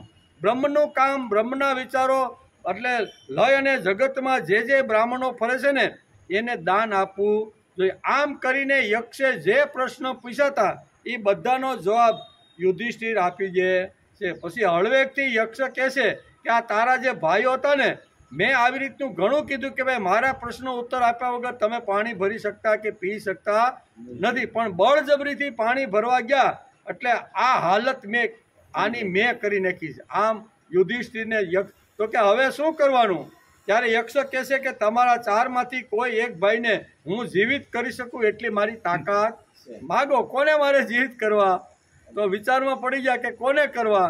એટલે હકીકતે એના ભાઈઓ તો અહીંયા કોણ હતા? ભીમ અને અર્જુન એના સગા ભાઈઓ હતા, અને આ બે તો માદ્રીના પુત્ર હતા, સહદેવ અને નકુલ. એને માગવું જોઈએ તો એમ જ ને, જેની પાસે ગદા છે, જેની પાસે ગાંડિયું છે, એ કાંઈક કામમાં આવે. એટલે માગવું જોઈએ હું આ. પણ યુધિષ્ઠિર કહે છે કે હું એક જીવતો છું, એટલે કુંતા માતાનો પુત્ર તો હું છું જ, પણ માદ્રી માતાના બે અત્યારે અહીં પીડા છે, એમાંથી એક માદ્રી માતાના પુત્રને તમે સજીવન કરો. આ મહાભારત આપણને શીખવાડે છે. બધી વાત તો આપણે બધાએ સાંભળી છે. કહેવાનો અર્થ કંઈ દાનની વાત આવે છે, અને દાનના પ્રશ્નમાંથી આ બધી વાતો નીકળે છે. તેથી દાન કોને આપવાનું અને દાન કોણ આપી શકે? તો કે ડાબો હાથ જ દાન આપે છે. જે ઠેકાણે જીવનની સંસ્કૃતિ મળશે, જીવન મળશે, તેવું જ્ઞાન લોકોને જેમાંથી મળે છે, તો જ ભગવાન, એ જ ભગવાનનું કામ છે. જ્યાંથી જીવનમાં અસ્મિતા ઊભી થતી નથી તે ભગવાનનું કામ નથી. અહીં પ્રશ્ન થાય છે કે ભગવાનનું કામ એટલે શું? જ્ઞાનના બે ભાગ છે, એક જીવિકાનું જ્ઞાન અને બીજું જીવનનું જ્ઞાન. જ્ઞાનના કેટલા ભાગ છે? બે. એક જીવનનું જ્ઞાન, એટલે મારે જીવવું કેવી રીતે, way of life, way of thinking અને વે ઓફ વર્શિપ. ત્રણ વાત જીવનની અંદર આવે. મારે જીવન કેવી રીતનું જીવવાનું અને મારે રોજી રોટી કેવી રીતની કમાવાની. આ બે પ્રકારના, એક ભૌતિક જ્ઞાન હોય છે અને બીજું આધ્યાત્મિક જ્ઞાન. બે પ્રકારના જ્ઞાનનું વર્ણન કરે છે. અહીં પ્રશ્ન થાય છે કે ભગવાનનું કામ એટલે શું? જ્ઞાનમાં બે ભાગ છે, એક જીવિકાનું જ્ઞાન અને બીજું જીવનનું જ્ઞાન. જીવનનું જ્ઞાન આપવું એ ભગવાનનું કામ છે. ભગવાનનું કામ આપણે 2-3 દિવસથી કૂટીએ તો ભગવાનનું કામ એટલે શું? ભગવાનનો ભાગ મારે આપવાનો છે, તો એ ભાગ ક્યાં આપવાનો, કોને આપવાનો, આપ્યા પછી ભાગ કેવી રીતનો વપરાય છે, એ બધાનો વિચાર ગીતાકારે બહુ સરસ રીતે સમજાવ્યો છે. તેથી અહીં કહે છે જીવનનું જ્ઞાન કયું? તો કે જીવન પહેલા પ્રેમાળ માણસનું હોવું જોઈએ. તે માટેનું જે જ્ઞાન છે તેને જીવનનું જ્ઞાન કહેવામાં આવે છે. મા બાપ ઉપર, ભાઈ બહેન ઉપર, આજુબાજુના લોકો ઉપર જેનાથી પ્રેમ વધે, એવા વિચારોનું શિક્ષણ મળે, તેને જીવનનું જ્ઞાન કહેવામાં આવે છે. જીવનનું જ્ઞાન એટલે કયું જ્ઞાન? તો કે માતૃદેવો ભવ, પિતૃદેવો ભવ, આચાર્ય દેવો ભવ, અતિથિ દેવો ભવ. આ જે ઉપનિષદે જે વર્ણન કર્યું છે ને, એ વર્ણન અંતિમ માણસ સુધી લઈ જવાનો જે પ્રયત્ન કરે છે ને, એ અહીંયા અધ્યાત્મ જ્ઞાન અને ભગવાનનું કામ છે. જીવનનું જ્ઞાન આ છે. આ સાંસ્કૃતિક જીવન કહેવાય, જેનાથી જીવનમાં સંસ્કૃતિ વધે, જેનાથી જીવનમાં ભાઈ, માતા પિતા, પુત્ર પિતા વચ્ચેનો પ્રેમ વધે, સમાજનો વધુ પ્રેમ વધે, ભાવ જીવન ખીલે અને જીવનને આધ્યાત્મિક તરફ વળાંક વાળે. તે માટે જે વિચારો પહોંચાડવા છે એને ભગવાનનું કામ કહેવામાં. ભગવાનનું કામ એટલે શું છે? કે જે વિચારોથી, જે સંપત્તિથી, જે બુદ્ધિથી સમાજની અંદર ભગવાનના વિચારો પહોંચે અને ભાઈ ઉપરનો પ્રેમ ઊભો થાય, બાપ દીકરા વચ્ચેનો પ્રેમ ઊભો થાય, પડોશી ઉપરનો પ્રેમ. આ પ્રેમનું જે વાતાવરણ સમાજની અંદર જે ઊભું કરે ને, એને ભગવાનનું કામ આપણા શાસ્ત્રકારોએ કીધું છે. તેથી આ સાંસ્કૃતિક આ જીવન કહેવાય, જેનાથી જીવનમાં સંસ્કૃતિ વધે. બરાબર, સંસ્કૃતિ વધે ને એના માટે કામ કરવું જોઈએ. સંસ્કૃતિ, પ્રકૃતિ અને વિકૃતિ, આ 3 શબ્દો છે. પહેલી આવે સંસ્કૃતિ, બીજી આવે વિકૃતિ અને ત્રીજી એક પ્રકૃતિ છે. આ 3 વિભાગ આપણા શાસ્ત્રકારોએ આપણે સંસ્કૃતિ સમજાવવા માટે કહેવામાં આવ્યા છે. એમાં વિકૃતિ કઈ? તો કે સમજો કે માણસ બગીચાની અંદર સવારમાં જાય, સુંદર મજાનો બગીચો હોય ગવર્મેન્ટનો, બરોબર, એમાં સરસ મજાના ફૂલ ખીલા હોય, માળી સરસ મજાનું કામ કરતો હોય, અને માણસ એ બગીચામાં જાય, આટા ફેરા મારે ને પછી વિચાર આવે કે આ સરસ મજાનું ફૂલ છે, એ ફૂલ તોડે, થોડી વાર અહીંયા શું કહેવાય બટન હોલમાં રાખે, અને પછી એમ થાય કે હાલો આની સુગંધ તો વહી ગઈ છે, પછી કાઢીને મસળી નાખે ને, એને કહેવાય વિકૃતિ. કેવી વિકૃતિ? એટલે હું એને ફૂલ તોડ્યું અને ફૂલ તોડ્યા પછી થોડી વાર એને હાંચવાને જ્યાં સુધી સુગંધ હતી ત્યાં સુધી એને સંભાળવાનો પ્રયત્ન કર્યો અને પછી એને ચીમળી નાખે, એનો કચરો કરી નાખે અથવા એની પાંદડી તોડી નાખે ને ફેંકી દે ને, આને શું કહેવાય? વિકૃતિ. પછી બીજો આવે પ્રકૃતિ. એ જ માણસ બગીચાની અંદર આવી રીતનો ફરવા માટે જાય અને સરસ મજાનો બગીચો જોવે, સરસ મજાના ફૂલ જોવે અને ફૂલ જોયા પછી એને થયું કે આ ફૂલ તો બહુ સરસ છે, આ તો ભગવાનના ચરણમાં જવું જોઈએ, અથવા મારી પત્નીએ સરસ મજાનું માથું ગૂંથ્યું છે ને તો એના માટે વેણીમાં બહુ સરસ કામ લાગે એવું છે, એમ કરી અને એ ફૂલ તોડે, કાં તો ભગવાનના ચરણે અને કાં તો પોતાની પત્નીના આંબોડાની અંદર સરસ મજાનું મૂકે. આને કહેવાય પ્રકૃતિ. એની પ્રકૃતિ છે ભાઈ, એને ગમ્યું અને આવું ફૂલ એને સારું લાગ્યું એટલે એને તોડ્યું અને એને ભગવાનની પાસે એક મૂકી દીધું. આને કહેવાય પ્રકૃતિ. તો સંસ્કૃતિ એટલે શું? તો એ જ માણસ જ્યારે બગીચામાં જાય અને બગીચામાં વિચાર કરે કે ગઈકાલે રાત્રે જ્યારે અહીંયા હું ફરવા માટે બાળકોને લઈને આવ્યો ને ત્યારે આ જ બગીચામાં બેઠો હતો, આ જ છોડવા પાસે બેઠો હતો, ત્યારે નાની નાની કળીઓ હતી. કેવી? હું ગઈકાલે રાતના સમયે બાળકોને લઈ અને ગાર્ડનની અંદર જ્યારે હું ફરવા માટે આવ્યો ત્યારે નાની નાની આ છોડ ઉપર કળીઓ હતી. આજે હું સવારે જ્યારે પાછો અહીંયા મોર્નિંગ વોક કરવા માટે આવ્યો ત્યારે આ કળીમાંથી સરસ મજાનું આ ફૂલ બનાવ્યું કોણે? પહેલો વિચાર એને એ આવે કે આ ફૂલ બનાવનાર કોણ છે? ગઈકાલે કળી હતી, આજે સુંદર મજાનું ખીલી ગયું છે, તો કળીમાંથી ફૂલ બનાવનાર કોણ હશે? એટલે એનો પહેલો ભગવાનનો વિચાર આવે કે આ ફૂલ તો બનાવ્યું ભગવાને, પણ એની અંદર સરસ મજાનો કલર કોને પૂર્યો? બીજો વિચાર માણસને ફરતા ફરતા આવે. ત્રીજો વિચાર એ આવે, કળી તો ખીલાવી, કલર તો પૂર્યો, અલગ અલગ કલર, પણ આની અંદર સુગંધ કોને ભરી? હું ભરવા આવ્યો નથી, પડોશીવાળા આવ્યા નથી, આ મોર્નિંગ વોક કરવા આવ્યા છે, એણે પણ આ ફૂલની અંદર કાંઈ સુગંધ ભરી? તો સુગંધ ભરવાવાળો કોણ? સુગંધની એટલે કે ફૂલની અંદર કલર મૂકવાવાળો કોણ? અને કળીમાંથી સુંદર મજાનું આવો એને વિચાર આવે છે. બે હાથે નમસ્કાર કરે છે અને ભગવાનને યાદ કરશે, ભગવાન આ તું કળીમાંથી ફૂલ બનાવનાર તું છો, કલર પૂરનાર પણ તું છો, કલરની અંદર તું સુગંધ નિર્માણ કરે છે.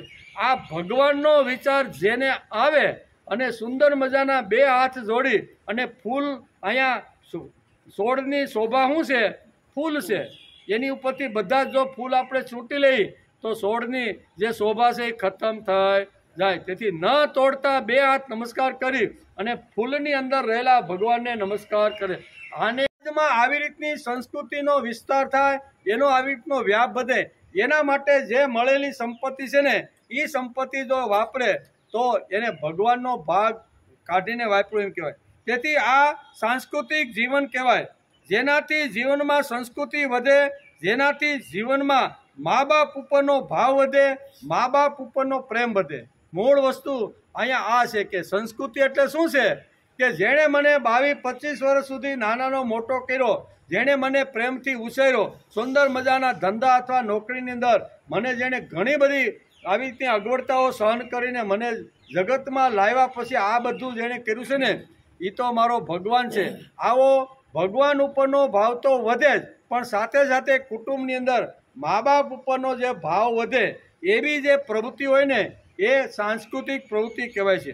તેથી પ્રેમાળ જીવન બને, ભાવ જીવન અને જીવનને આધ્યાત્મિક તરફ વળાંક મળે તે માટે વિચારોને પહોંચાડે એ ભગવાનનું કામ. સમાજની અંદર બાપથી છૂટો પડેલો દીકરો અને બાપને જ્યારે ઘણીવાર અગવડ ઊભી થાય છે ત્યારે એવા સમયની અંદર બાપની પાસે જાય દીકરો અને બેસી અને આવી રીતનો સમાજ ઊભો કરવાનો જે કામ કરે ને એને કહે છે. આવા કામ માટે જે લોકો પોતાની કમાણીમાંથી ભગવાનનો ભાગ ન આપે તે ચોર છે, એમ ભગવાન બહુ 3 અધ્યાયના 12મા શ્લોકની અંદર.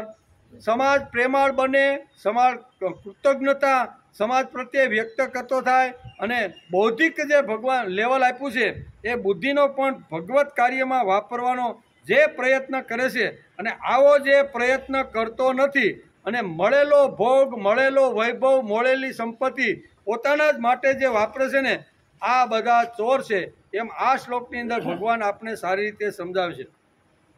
ભગવાન 1000 હાથથી આપવા તૈયાર થયા છે, તેથી તેના કામમાં સાઠ્ય ન થવું જોઈએ, લૂંચાઈ ન કરવી જોઈએ.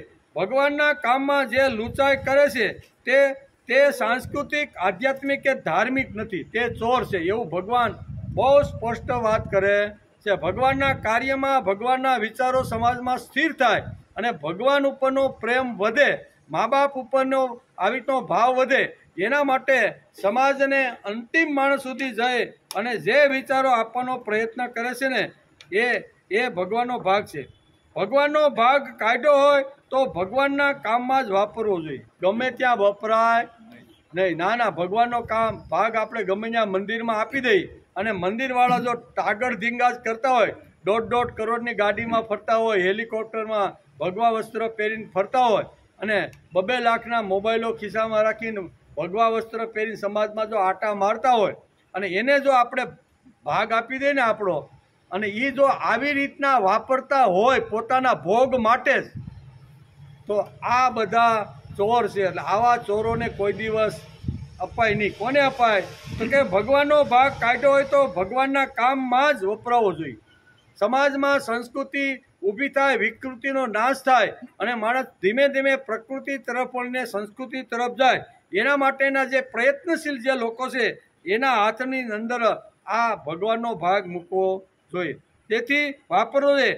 મંદિર હોય, મસ્જિદ હોય, ચર્ચ હોય, જે લોકો ધર્મના નામે મોજ શોખ કરે છે, ટાગર ધીંગા કરે છે, ત્યાં જો આ ભાગ આપવામાં આવે તો એ પાપ છે, અધર્મ છે. એટલું સ્પષ્ટ ભગવાન અહીંયા બહુ સરસ રીતે સમજાવે છે. બધા પૈસા એના ગટરમાં જાય છે. ક્યાં? આપણને એમ થાય કે નાના મંદિર બાંધવા માટે કે આપ્યા, મહારાજને આપ્યા, પણ મહારાજ જ ટાગર ધીંગા જો આપણા પૈસે કરતો હોય, હેલિકોપ્ટરમાં જો ફેરી રાખતો હોય, તો ભાઈ તારે સંસાર કરવામાં શું વાંધો હતો? તારે આવી રીતનું કરવાનું હોય તો. તેથી યજ્ઞથી પ્રસન્ન થયેલા દેવો ઈષ્ટ ભોગો આપશે, તે ભોગો તમને પાછા આપ્યા વિના એકલા જ ખાય છે, તે જગતમાં મોટામાં મોટો ચોર છે. ભગવાનનો ભાગ કાઢીને જે જમે છે તેના બધા જ પાપો નષ્ટ થઈ જાય. ભગવાનનો ભાગ કાઢ્યા પછી જે માણસ પોતે જમે છે, બાકી રહેલું જે અન્ન જમે છે ને, તો એ આપણા જે કાંઈ નાના મોટા પાપ કર્યા હોય ને એ બધા જ પાપ ભણાઈ જાય, નાશ પામી જાય છે. તેથી ભગવાનના ભાગની વાત અહીંયા ભગવાને બહુ સરસ કીધું કે ઈષ્ટાન ભોગાન્વિઓ દેવા દાસ્યતે યજ્ઞ ભાવિતા, પછી તેર્દ તાન પ્રદાયેભ્યો યો ભુક્તેશ તે નેવસ. આ શ્લોકની અંદર સ્પષ્ટ ભગવાને કોઈ પણ લોકોની શરમ રાખ્યા વગર સમાજને કીધું કે મેં આપેલા ભોગો ફક્ત પોતાના સ્વાર્થ માટે, પોતાના ભોગ માટે વાપરે છે, એ બધા ચોર છે. આવું સ્પષ્ટ વાત સમજાવ્યું. પછી આગળ કહે છે કે જે યજ્ઞ કર્યા પછી જે વધે છે ને એ એટલે કે યજ્ઞ કર્યા પછી જે ભાગ વધે છે એ જે ભાગ જમે છે ને, એમ કરીને યજ્ઞ શિષ્ટા સિના સંતો મુષ્યંતે સર્વ કિલ્બી છે, ભુંજતે તે તગમ પાપા એ પચંત્યાત્મ કારણા. એનું વર્ણન ભગવાન અહીંયા 13મા શ્લોકની અંદર, 3જા અધ્યાયના 13મા શ્લોકની અંદર ભગવાન આગળ કરવાના છે કે પચંત્યા એટલે કે ભગવાનનો ભાગ કાઢ્યા વગર અથવા ભગવાનને અર્પણ કર્યા વગર જે માણસ ભોગવે છે ને એ પાપ જ જમે છે. અહીંયા કઈ વાત કીધી? અહીંયા ચોરની વાત કીધી. હવે મોટામાં મોટો પાપી કોણ? તો એનું વર્ણન 13મા શ્લોકની અંદર અહીં કીધું. મારો ભાગ મેં જેને આપ્યો છે અને પોતે એકલો જ ખાઈને હજમ કરી જાય છે ને એ પાપી માણસ છે, એવું અહીંયા બહુ સ્પષ્ટ રીતે સમજાવવાનો પ્રયત્ન કર્યો છે. એનો વિચાર આપણે સોમવારે જો વરસાદ જેવું હોય છે તો અહીંયા, ને નહીં હોય તો આપણે